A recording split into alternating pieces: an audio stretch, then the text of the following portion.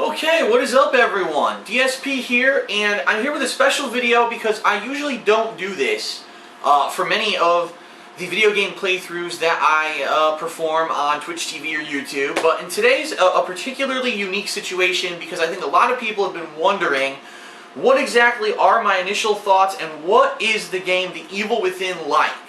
A lot of people have been saying, well, this is the game from, Shinji Mikami. He's the original creator of the Resident Evil series. He hasn't been around since Resident Evil 4 when he left Capcom.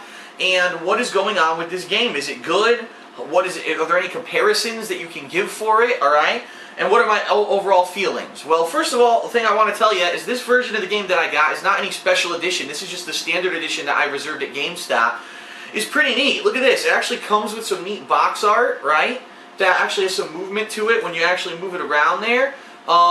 It slips out, okay? And you've got two different kinds of box art. You've got this cool red and black deal, and then actually the reverse is also there. So right there, it's like, wow, that's some pretty high production value when it actually comes to the physical game, right? Then, in addition to all of that, I know this is something that I would usually show you guys in a release day unboxing, but I don't do those anymore.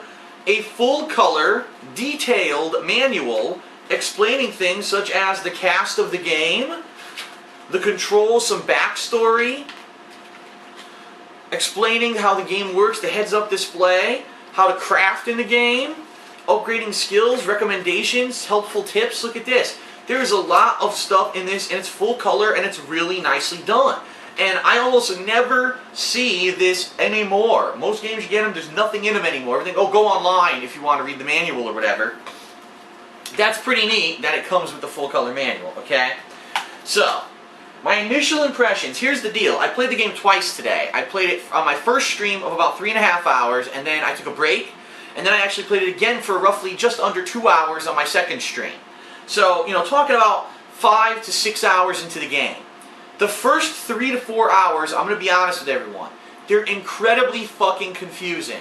There is not any inkling whatsoever, really, of what's going on in this game. You're just thrown right the hell into this insane world. There's literally everything you can think of. Zombies, some kind of virus, supposedly, I guess, a ghost, mental illness. You're getting teleported between worlds. It makes no effing sense, and it's very confusing. Now, I'm sure that that's the intention of the game, you know what I mean? They don't want to give everything away in the beginning of the game, but for someone who's trying to get their bearings, it's kind of like, I don't know what's going on, what I'm doing, what's happening in this game right now. I've lost my mind, okay? The gameplay of the game, I would say, is a combination of a few things. It feels like Resident Evil 4 combined with Shadows of the Damned, with a few unique elements thrown in there. So, for example, remember in Resident Evil 4, you had very limited items, so you had to have item management skills in order to get through the game. And a lot of the times what you would do is just shoot the enemy once or twice so they're stunned, then run up and do a melee attack, okay? In this game, your melee attacks do diddly dick. Unless you're holding a special weapon that you find, like a torch or an axe, your melee attacks might as well not even exist. They do almost nothing. So it's a bad idea to melee enemies at all. In this game, it's all about matches. So in this game, what you do is you shoot the enemy a few times, they'll get stunned and fall down, and then you pull out a match and you light them on fire while they're on the ground and they die, okay? So similar to that Resident Evil 4, 1-2 shots and then do a melee attack and they die, here it's 1-2 shots, and you have to be really good with the guns too, by the way. The aiming is very difficult in this game. You have to really be, trying to get headshots in this game. When they hit the ground, run up, light them on fire. Now matches are limited. You only start with 5, which means you can only kill 5 enemies at a time unless you're going to find more matches or you want to waste a ton of ammo shooting the hell out of the enemies. If anything, this probably is one of the tightest resource management games that I've had. At least once I've gotten, I'd say probably 4 to 5 hours in. The beginning of the game, the first 2 to 3 chapters was way easy. I was able to find crossbow bolts and craft 100 crossbow bolts out of nowhere, and I was just crossbowing everything left and right and then burning them on the ground. But once I got to chapter 4, all of a sudden the resources got really scarce. And it started getting really difficult to the point where it's like, damn, I have limited ammo now. What do I do? How am I going to get past it? And to the point where some fights I just ran right by, okay? So to me, it feels like a more difficult version of a game like Resident Evil 4 or, again, Shadows of the Damned. It's very similar, that third-person horror zombie aspect, okay? Outside of that, there's really not that much else to the game. I mean, at this point, there hasn't been a lot of variety or anything. There's been no quick time events or anything to speak of. So it's really just the basics of managing this third-person combat system. There haven't even really been very elaborate puzzles. The puzzles have been incredibly easy. Oh, disarm a trap. You hold down, your sneak button and you tap X. Big deal. Or, there's a spinning dial. You have to stop the arrow in a certain hot sweet spot to disable a bomb. Very, very simple stuff. Nothing complex at all in that regard.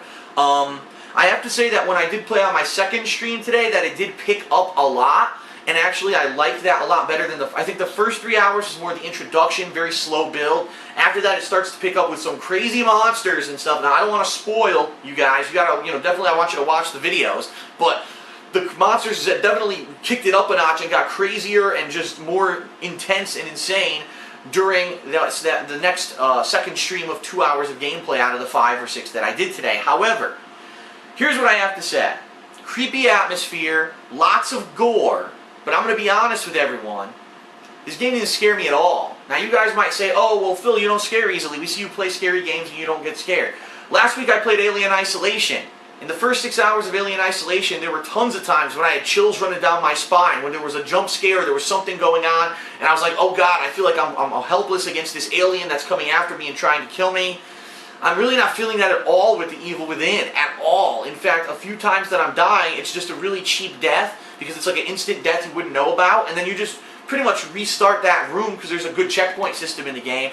But really, it takes away from the game, and it makes it feel more like, well, if I die, it doesn't matter because I'm just going to have a checkpoint. Versus an Alien Isolation, it's like, well, if I die, I'm going to go back to the last time I saved, which could be a significant backtrack, so I really have to struggle to try to survive and get past the alien and not die. While in this game, it's, I died, no skin off my back, I'll just replay it. And there is a lot of instances in this game already where it's just like, there's a choice A or choice B. If you didn't get what you were looking for to know which choice was right, oh well, fuck it. Hit it, oh, I died, choice B, oh well, restarts the checkpoint, I'll just hit choice A and you pass. So there doesn't seem to be much risk-reward in the game when it really comes down to it. It's more of kind of very forgiving, and I think that may actually take away from the horror and suspense aspect because you don't feel that tenseness because if I die, I'll just fucking start right over and I'll pick the other option or I'll do something different. Now keep in mind, I'm only about 5 to 6 hours into the game. As I get further into the game, maybe we'll have some crazy psychological terror. The problem right now is, I have no clue what's going on. I played it all day today. I don't have a clue where we are, what's going on. The game has given no inkling whatsoever of any explanation besides a very, very faint, like 1 to 2 text logs regarding some kind of psychological experimentation called STEM. And that's it. It didn't explain any of it yet.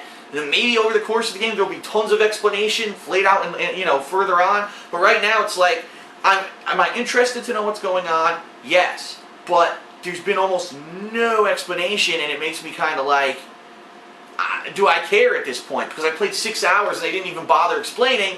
I kind of just, I'm more into, I want to get to the next thing of gameplay. What's the next gory thing they're going to throw at me versus, gee, I wonder what's going on with the plot. It doesn't seem to be enough being trickled to the gamer, to the player, so that you're interested. Because at this point you're like, well, 6 hours, I still have no fucking clue and they're not helping me. I might as well just keep playing and see what happens rather than, oh wow, I'm really hooked and I want to know what's going on. So I think they may have dropped the ball a little bit there with the pacing of the game. Overall, I am enjoying the game. I'm going to be honest, I'm not like insanely dying to continue playing to know what's happening like happened with Alien Isolation. I actually think Alien Isolation had a better way of hooking the player and keeping the pacing going. In this game, it's more confusion than anything else. It's like, well, they're going to throw 100 gory monsters at me. I guess I'll just keep mulching them around and burning them and doing gory things until finally we get to a point when maybe they feel like telling me about what the hell's going on so that I'll care. So, The Evil Within initial impressions. It seems like it's a more difficult version of Resident Evil 4 / Shadows of the Damned.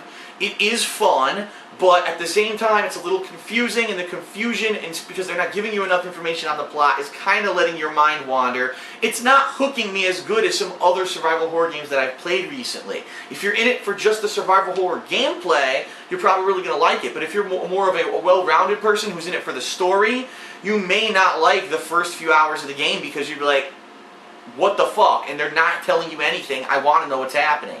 So, that's my initial impressions. As we progress over the course of the week, I may have some more impressions that I'll share with you guys, whether on Twitter or maybe I'll do another video, or maybe during my Ask the King episode where I answer fan questions later this week, and on Thursday maybe I'll do it again. But I just wanted to do this because I know a ton of people were wondering, what am I thinking about the game? Those are my first impressions on The Evil Within. That's it, everybody. Thanks a lot for watching, and I'll see you for more of The Evil Within starting tomorrow. Peace out.